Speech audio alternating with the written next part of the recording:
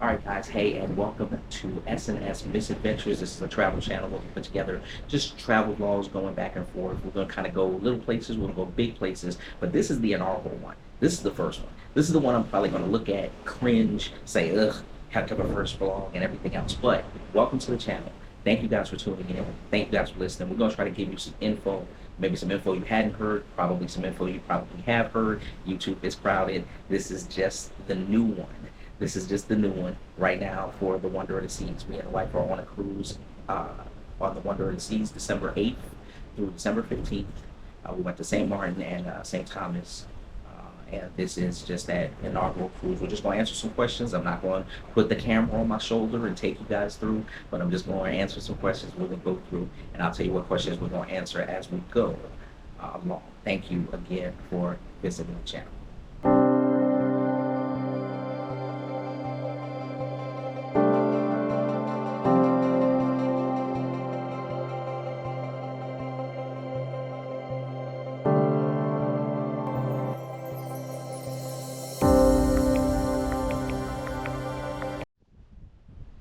All right, guys, welcome back. And once again, like I said, we are on the Wonder of the Seas, which is, I think, the second biggest ship in Royal Caribbean's fleet. Used to be the biggest. Icon has taken over that role now. Utopia is the newest, but I don't think the Utopia is the biggest, as a matter of fact. But I think the Icon definitely has that title right now. But we're on Wonder, and I'm happy to be on Wonder again. It is like December, late December. These waters are out here very, very choppy that standpoint, but we'll get to that as far as in one of the questions that we asked later. First question that we tackled was, how was embarkation?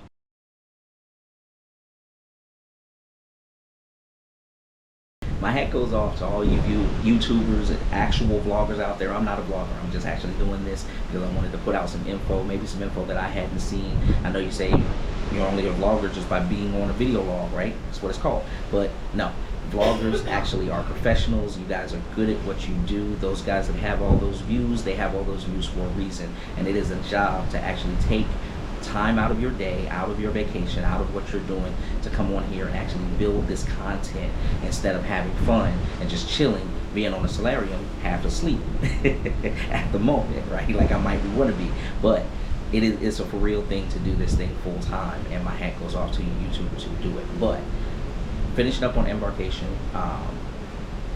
it was really smooth. It wasn't really that bad. The longest time was the line coming into the terminal and the long walk from the parking lot. Worst two things about getting on board. Other than that, we're really on board in just a matter of an hour. So your first hour out of your day, I think you can give that up. That's what my thing is. It's definitely not enough to make me think to myself, well, I'm not coming back, right? I'm not doing this ever again. And that pissed me off, and it ruined the whole trip. It didn't ruin the trip. Got through it, got past it. Hour later, we're on the ship. Now, we came at our prescribed time. I will give you this tip if I didn't already, and I think I already did in the clips, but I'm gonna give it to you again. Don't worry about coming at your prescribed time. I know they tell you to do that, but you're gonna get into that same line regardless then, right? If we had came at 10:30, it would have been the same line or the same problems as if it was when we came at 1:30, right? We were supposed to be here at 1, we came at 1:30. It didn't even matter, right? We were still in the line. There were still 1,000 people. It doesn't even matter. The only difference, I guess, could be that they might could put you off to the side for a second, but they're not going to put you off to the side for 3 hours. You know what I'm saying? You're still going to want to be on the ship early, so come early. And guys, here's a look at that line that you'll be in if you come early or come late. So.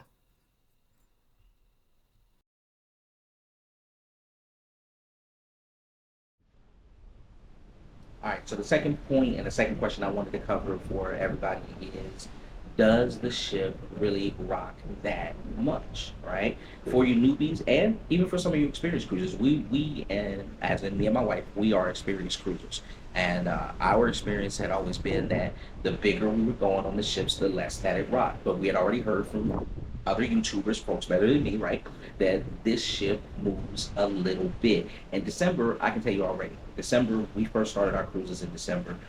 December's a little bit rough, choppy waters out here anyway. It's a little bit a little bit rough out here from that standpoint, especially even on some of your smaller ships. But the bigger the ships, the better our experience has usually been. Now, our last ship, our last cruise was in April, and it was on the Harmony of the Seas, and that was our first experience on an Oasis class ship. I can say it didn't rock very much at all. We had a fantastic experience, but the seas in April are much better. The expense is worse. The people are worse. There's more people on it, but the rest of it is much much better. Now, as far as the waters out here, like I said, in December, you're just not going to change that. That's Mother Nature, and it's rough. And so, yes, even though the Wonder of the Seas is the second largest cruise ship, like I said, in Royal Caribbean's fleet, doesn't matter. She rocked out here when we got out in these open waters for those first couple of cruise days. You're going to feel it, you know, and it makes sense, right? I mean, if you really think about it, we walk on land. We don't live out here. We're not dolphins. We're not whales. We don't swim out here with these folks, right? So, and we're not experienced sailors. So, again, my hats off. Thank you for your service to those Navy men, those folks that spend all that daggone time on these ships and to the point where they get used to it, and also to the workers, also right here on the Wonder of the Seas and all these other cruise ships who probably don't even feel it. If they did a vlog, they'd say it was nothing. We felt it. We took our Dramamine. We wish we had a scallop the right, whatever that is. Pay that no attention. The little patch behind the ears, right? We wish we had it. We didn't have it. We didn't get sick. We came really, really close. Because this ship does go up and down. So to answer that question, a resounding yes, the ship rocks.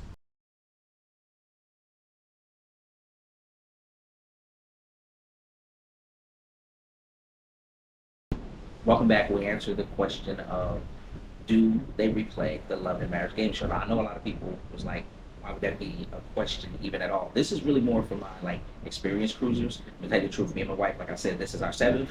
On our first five, we usually definitely caught the Love and Marriage game show. I'll tell you the honest truth, we were able to catch that game show just about every time. We were always sitting in the deck. When we went on our first Oasis class ship back in April of 24, which was the Harmony of the Seas, we found out how crowded it really is. And if you don't get there early, you're going to miss it. It is what it is. If you're not there 15 minutes to a half hour early, maybe 45 minutes early, you are not going to get in to see it. So the Love and Marriage game show is one of our favorite game shows. So we had that question mark of do they replay it? And we had to have that question because when we went on Harmony of the Seas and we did miss the show, and we counted on being able to come back to the room because they did again on our first five ships. They replayed it on their like in-room TV about every time. But on Harmony, we never saw it. I never saw the stars of the Love and Marriage game show on the Harmony of the Seas.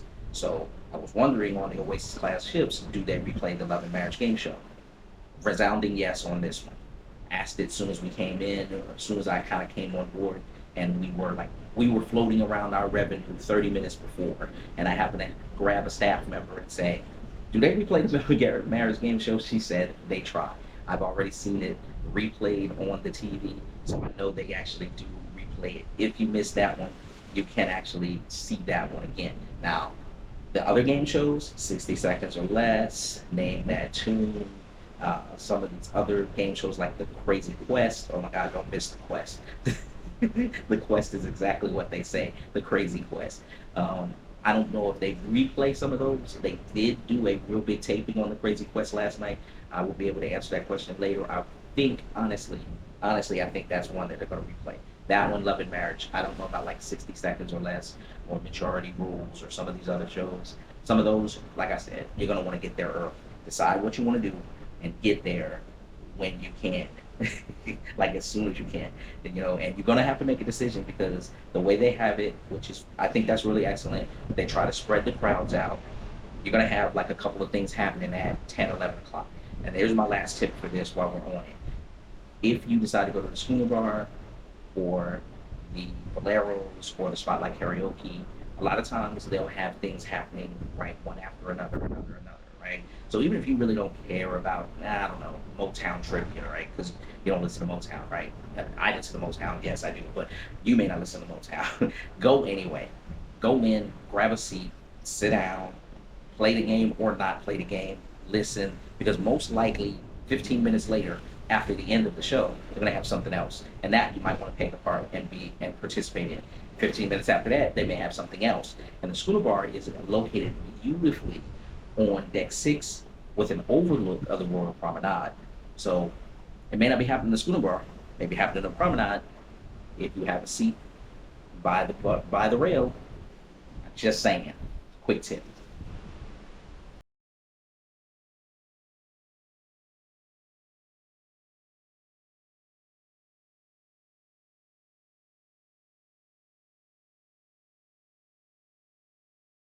Okay, guys, last question for this particular vlog is another one of your infamous voiceovers. Is we have a gratuitous shot of Lois that'll probably get me taken down from the internet. Guys, I'm just starting. Don't kill me on licensing yet, right? To talk about the casino, and what I wanted to do was kind of talk about the casino on board and see, kind of how you use it and things of that nature when you're trying to go on board and do things. So you set limits, so you do other things.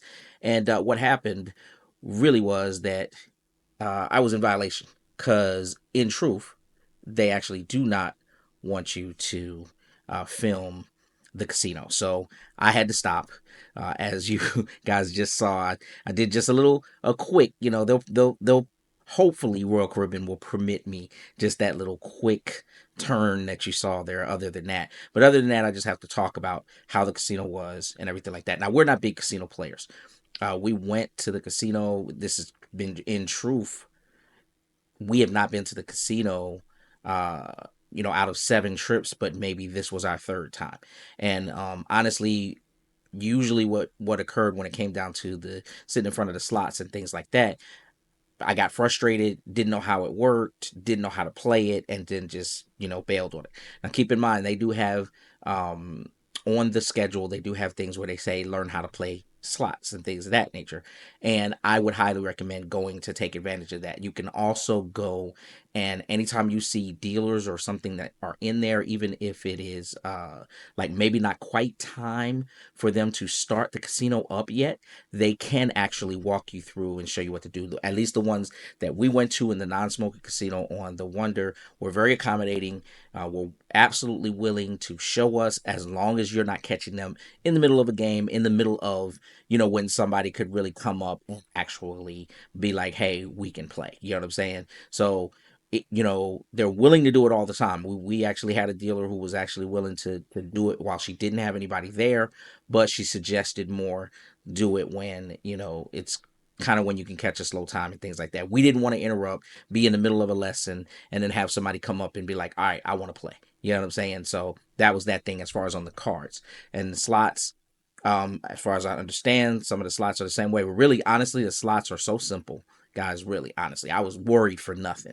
The slots are really simple, and how you do it and your card limits and everything else is just right by your CPass card. I had a whole big thing, like I said, that I had tried to show you guys, and then I realized I was in violation because you can't film directly in front of the machines on Royal Caribbean in the casino like that. So just so you guys know, that's a quick tip as well. Try not to film the actual games that you actually playing. But it was really, really simple. Yes, you can set limits to how much you want to spend. You can control it how you want to. It's simply with a tap of your CPass card. All of that works out really easy and really simple as far as when playing the slots. And of course, the dealer will help you along if you are at any of the roulette or the card tables or anything thereof. I will say this, that the non-smoking is significantly smaller than the smoking. And the smoking is going to be smoking. I don't know whether Royal Caribbean has any plans to change that going forward.